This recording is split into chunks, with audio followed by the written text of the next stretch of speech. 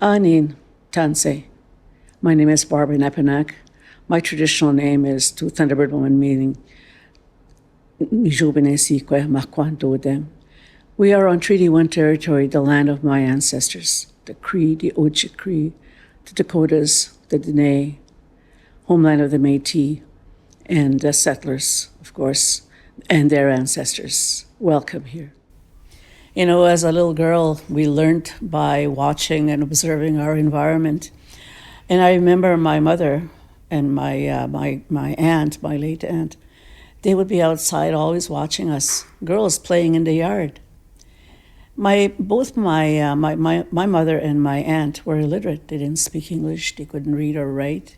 But I tell you, they were very smart, because they watched everything in the surrounding area where we lived. And I remember we're playing there, and all of a sudden we see all these geese land off by the lake, landing on the lake. And my mother said, "See those geese over there?" She says, "They're going to be here for 5 days." She said, and I thought, how does she know that?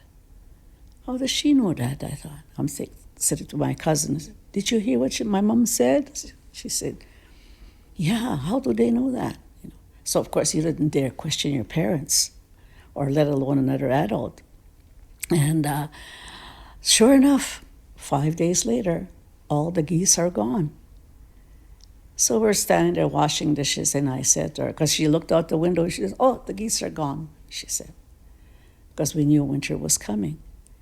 And I said to her, "Ani, how did you know that?"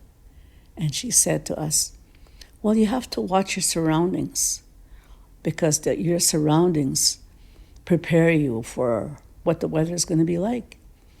She said, when the geese came to land, and of course, with the migration of the geese, they'd all land in one, and then they'd all leave, and there'd be a whole slew of them again. And then she would say, it depends how they landed, how they came to land, and how they took off. So that's how you learn something, is by watching. And we would sit there, and we'd watch, and we couldn't figure out what she was talking about. But we were still growing minds. We were just little girls. We weren't ready for that type of learning at that time. And then I would say to my mother, "Well, when's that going to happen?" She says, "We will get there one day." She says, "And when you do, your interests are going to be different. You're going to learn more as you get older," she said. And we had no clue what she was talking about. Now today, as a mother and a grandmother, I reflect on those teachings, things that she was teaching us about respecting the land, and also the environment, taking care of the land. And I remember, that teaching about the geese. So every now and then now, today, when the geese were here, I would watch them, see how they were landing and stuff like that. Because she used to say, when the geese first take off, it depends on how far they are off the ground, and when they start to keep moving all in groups. So I'm still trying to figure that out.